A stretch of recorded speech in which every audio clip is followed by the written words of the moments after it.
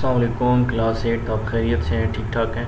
Problem statement हम देख रहे थे प्रीवियस सेशन में, और इससे पहले प्रॉब्लम सॉल्विंग की डेफिनेशन के प्रॉब्लम सॉल्विंग कैसा मेथड है, इसमें क्या किया जाता है और प्रॉब्लम सॉल्विंग में क्या होता है। इसके बाद आपकी बुक में पेज नंबर ये 90 था, और 90 के बाद ये जो ऑनलाइन वर्जन है यहाँ पे अभी तक इसमें ये दोनों पेजेस नहीं हैं। तो आपने फीडबैक देना है कमेंट्स में कि यहाँ पे अगर कोई आपकी चीज़ मिसिंग है, कोई चीज़ समझ नहीं आई, तो उसके कंसेप्ट हम डिस्कस कर लेंगे।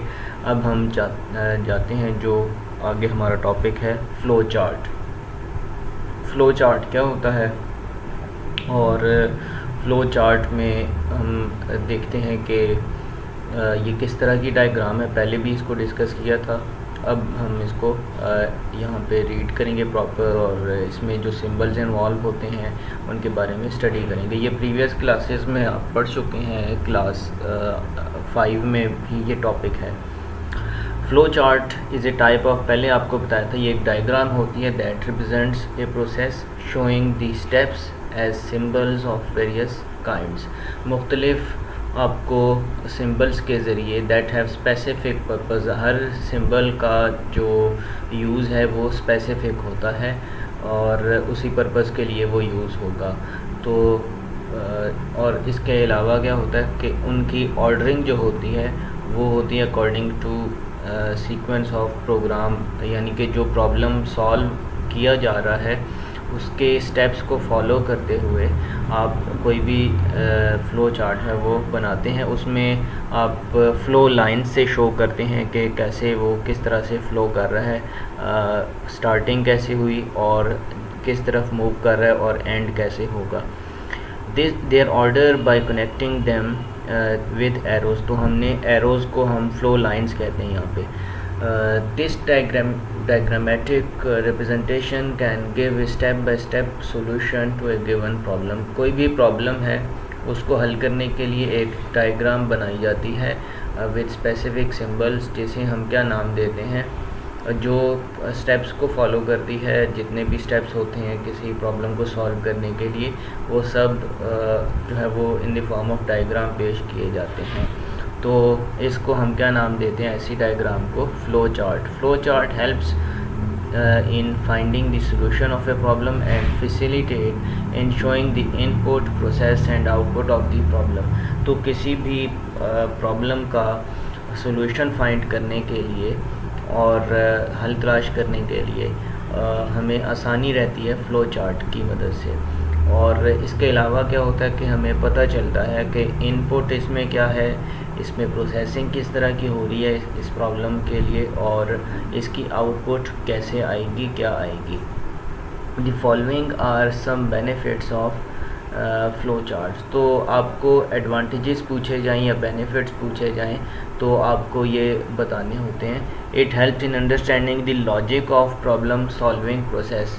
प्रॉब्लम सॉल्विंग प्रोसेसेस के जो आपको आसानी से समझ आ जाता है ये कि किस तरह से कोई भी प्रॉब्लम जो है वो सॉल्व हो रहा है, और उसको आप कैसे समझ सकते हैं, उसकी आपको रीज़निंग पता चलती है कि इसमें क्या स्टेप्स इन्वॉल्व हुए हैं और किस तरह ये प्रॉब्लम सॉल्व हुई है। कोई भी प्रॉब्लम है उसको सॉल्व करने के लिए आपको मददगार साबित होता है। It gives the pictorial representation of processes involve in the problem solution. आप कोई भी जो है प्रॉब्लम जब सॉल्व कर रहे होते हो तो उसका जब आप पिक्चर की सूरत में होगा तो आपको आसानी रहती है उसको डिस्कस करने में, क्योंकि एक मैप की तरह वो चल रहा होता है कि आपने स्टार्ट कैसे करना है और इसका प्रोसेसिंग कैसे होगी, एंडिंग कैसे होगी, सारी चीज़ें आपको पता चल रही होती हैं। इसके अलावा क्या होता है कि फ़्लो प्रोसेस आपको बताता है सीक्वेंशियल मैनर में होता है, तो आपके लिए आसानी रहती है कि प्रोग्राम जो है वो इस वक्त कहाँ पे है, आपकी प्रॉब्लम कहाँ तक पहुँची है, और इसको सॉल्व करने के लिए मज़ीद क्या करना है। फ़्लो लाइंस के ज़रिए या एरोज़ के ज़रिए ये शो किया जाता है। तो ये एडवांटेजेस हैं। स्टैंडर्ड फ़्लो चार्ट सिंबल्स, आपको बताया है कि जो फ़्लो चार्ट के सिंबल्स हैं दैट आर स्टैंडर्डाइज्ड, मींस के वो चेंज नहीं होते, उनका स्पेसिफिक पर्पस है। जो सिंबल जिस पर्पस के लिए होगा वो उसी के लिए यूज़ होगा।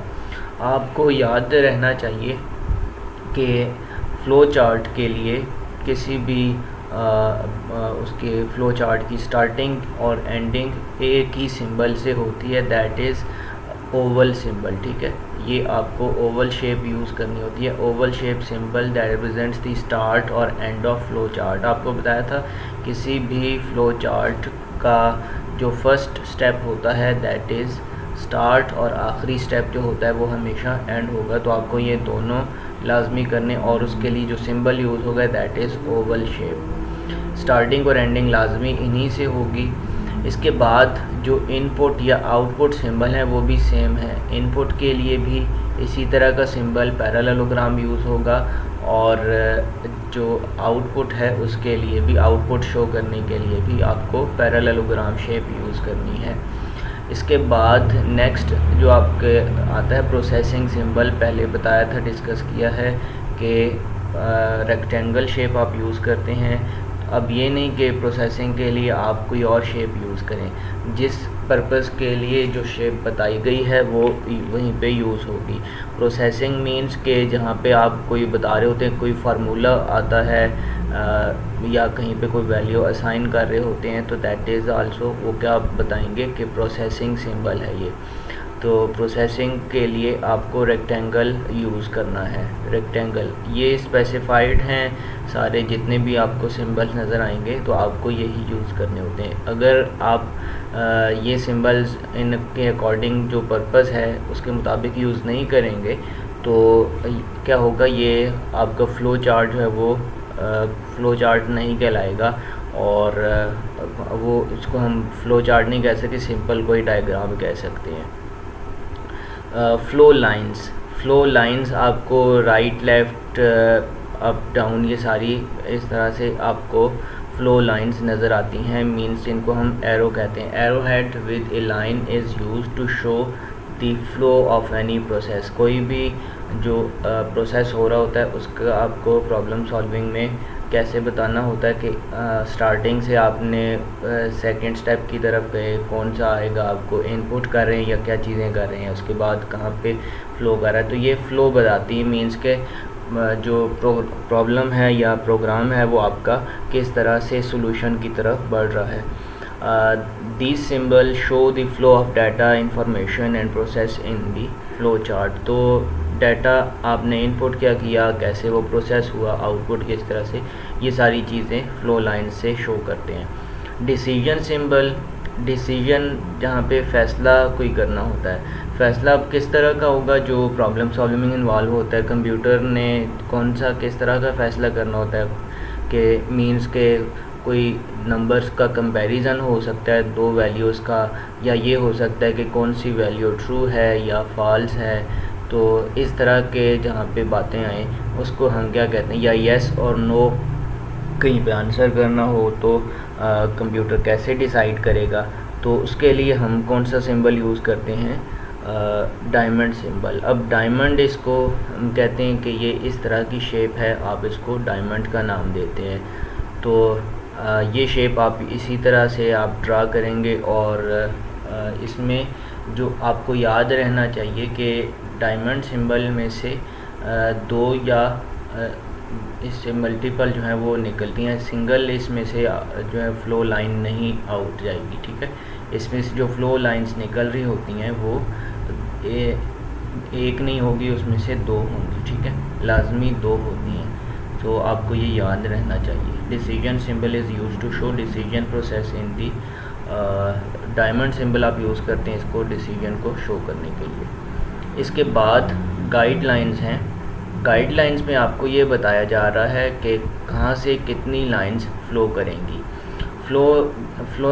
Following guidelines should be followed while drawing A flow chart. आप जब फ़्लो चार्ट ड्रा कर रहे हों तो वो किस तरह से फ़्लो करेगा, उसके लिए आपने ये गाइडलाइंस जो हैं वो याद रखनी है कि कहाँ पे किस सिंबल से कितनी जो है वो फ़्लो लाइंस निकलेंगी, किस में कितनी इंटर होंगी, ये सारी चीज़ें स्पेसिफाइड हैं।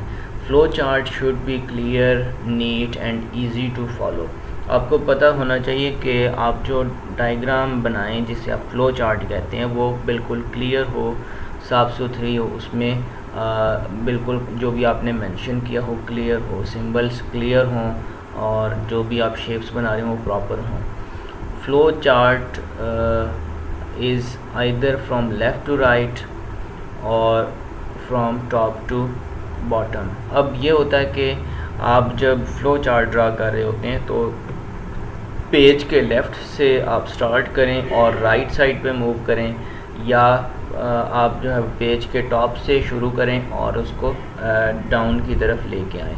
तो टॉप टू बॉटम आप आ सकते हैं या लेफ़्ट टू राइट, ये दो तरीके हैं फ़्लो चार्ट ड्रा करने के। तो आपको जैसे सूट करे आप उस तरह बना सकते हैं। मोस्टली हम क्या करते हैं कि बिल्कुल स्टार्टिंग से शुरू करते हैं पेज के टॉप से और बॉटम तक जाते हैं। और आप ये भी कर सकते हैं कि आप लेफ़्ट से स्टार्ट करें और राइट की तरफ जाएं। तो ये दो तरीके हैं। ये गाइडलाइंस आपको याद रखनी होती हैं, नॉट कि आपने जस्ट क्वेश्चन अटैम्प्ट करना है। फ्लो चार्ट ड्रा करने के लिए आपको ये गाइडलाइंस आती हैं। इसके अलावा only one flow line should enter and come out of process symbol. Process symbol rectangular symbol है, इसमें एक फ़्लो लाइन जो है वो इंटर होगी और एक ही फ़्लो लाइन जो है वो बाहर जाएगी। ठीक है, अब ये इस तरह से लेफ़्ट से राइट भी आप बना रहे हैं तो फिर वो इस तरह का होगा। अगर टॉप टू बॉटम बना रहे हैं फ़्लो चार्ट तो आपका इस तरह से नज़र आएगा। तो फ़्लो लाइंस जो हैं वो इसमें एक ही इंटर होगी और एक ही इसमें से निकलेगी। मल्टीपल फ़्लो लाइंस जो हैं वो नहीं एंटर होती। ठीक है, तो रेक्टेंगुलर सिंबल में या जिसे आप क्या कहते हो प्रोसेस सिंबल में एक फ़्लो लाइन एंटर होगी और एक ही इसमें से निकलेगी। Only one flow line should enter a decision symbol. हाँ, डिसीजन सिंबल में एक एंटर होती है और उसमें से एग्ज़िट जो करती हैं वो कितनी होती हैं, दो। ये आपको याद, but two flow lines could come out. दो आ सकती हैं इसमें से, जो बाहर निकलती हैं वो दो हो सकती हैं, बट एंटर कितनी होगी डिसीजन सिंबल में, एक ही एंटर होगी।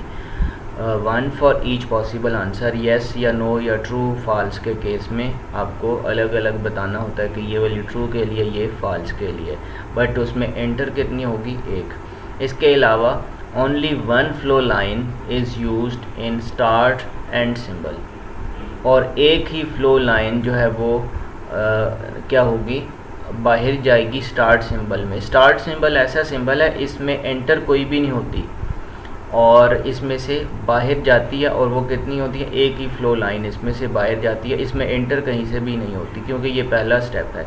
और एंड सिंबल, उसमें एक फ़्लो लाइन एंटर होगी, उसमें बाहर कोई भी नहीं जाएगी, उसमें सिर्फ एक, क्योंकि ये लास्ट स्टेप है, ये आपने याद रखना है।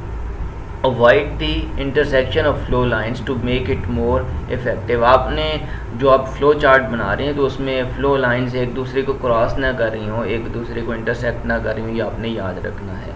अब some examples of flow chart are given as follows. एक हम अगर आपको चाय बनानी है, पहला स्टेप आपको बताया किसी भी फ़्लो चार्ट का, वो हमेशा स्टार्ट होगा और आखिरी स्टेप आपको क्या नज़र आएगा, स्टॉप। तो विद इनके अलावा और स्टेप्स हो सकते हैं। सबसे पहले आपको क्या करना है, इनपुट के लिए आपने ये सिंबल यूज़ किया, स्टार्ट और एंड के लिए आपको ओवल यूज़ करना है जैसे बताया हुआ है।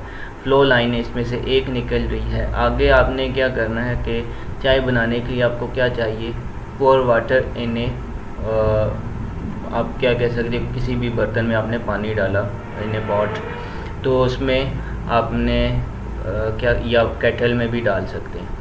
तो पोर वाटर इन ए केटल, और उसमें आपने क्या किया, पानी गर्म करने के लिए रखा। तो आपको क्या करना है, सेकंड स्टेप आ गया, ये प्रोसेस आ गया कि आपने पानी को उबालना है, ये एक प्रोसेस है। तो that will be in A rectangular box, वो आपने प्रोसेस को शो किया। आपने पोर वाटर के पानी आपने डाला, दैट इज़ इनपुट, केटल में डाला, और फिर उसमें आगे क्या कर रहा है, प्रोसेस क्या होगा इसमें कि आपने बॉईल किया है वाटर को। अब पानी को उबालने में कुछ वक्त लगेगा, तो ये एक प्रोसेस यहाँ पे आ गया। आपने उसको उबालने के लिए जब रखा, उबलने के बाद क्या होगा, आपको मज़ीद कोई चीज़ इनपुट करनी है ना। अब ये यहाँ तक तो नहीं होगा, तो क्या होगा, आपको you have to input some leaves tea leaves जिन्हें आप कहेंगे, ठीक है। तो या आप कह सकते हैं ऐड टी इन दी केटल, आपने उसमें पानी उबाल लिया। अब आप उसमें क्या करेंगे, अब देख लें यहाँ पे एक ही फ्लो लाइन जो है वो एंटर हो रही है रेक्टेंगुलर बॉक्स में, जिसे आप प्रोसेस सिंबल कहते हो, और एक ही उसमें से निकल रही है। तो आपसे ये गाइडलाइंस को आप देखें कि आपने इसको फॉलो करना है। इसके बाद क्या है कि आपने एक और चीज़ इनपुट करनी है, दैट इज़ टी लीव्स। तो आपने इनपुट के लिए आउटपुट के लिए आपको यही सिंबल पैरेललोग्राम नज़र आएगा। इसमें आपने क्या किया, फ्लो लाइंस से शो कर रहे हैं सारे को आपने कनेक्ट किया हुआ, ठीक है। पानी उबल गया, उसमें आपने पत्ती डाली। इसके बाद क्या होगा, let the tea leaves to boil. अब ये भी एक अमल है ना कि आपने इसको पकने देना है, उस पत्ती को जो है वो सही तरह से उसमें उबलने देना है। तो जिस तरह वो पानी में अब पानी को उबलने के लिए आपने छोड़ा, इसको भी टाइम देंगे टी लीव्स ताकि बॉयल हो जाएं। इसके बाद क्या होगा, ये प्रोसेस हो जाएगा। फिर फर्दर इसको प्रोसेस करना है आपने, ये भी करना है कि इसको आप ये भी प्रोसेस में ही आएगा ना, क्योंकि अभी ये तैयार नहीं हुई है चीज़। तो जब आप इसको प्याली में डालेंगे तो ये भी इस प्रोसेस का हिस्सा है। पोर टी इन टू कप, आपने इसको कप में डाला, जो कावा जो इसका आपका तैयार हो गया था। इसके बाद क्या होगा, ये भी प्रोसेस में इन्होंने इसको लिया है, और उसमें फिर मज़ीद उसकी प्रोसेसिंग क्या हो रही है कि उसमें आपने दूध डाला है, कप में डाल के उसमें जो कावा आपका बन गया था उसमें आपने दूध डाला। और दूध डालने के बाद आपने क्या किया, अब आपको पता चलेगा कि चाय जो है वो उसकी रंगत जो उस तरह की आ गई है। बट अब क्या होता है, किसी को शुगर वाली पसंद है और किसी को शुगर लेस। तो अब क्या होगा, अगर आपको शुगर ऐड करनी है, एज शुगर नीडेड, किसी को चाहिए तब आप शुगर ऐड करेंगे, यस।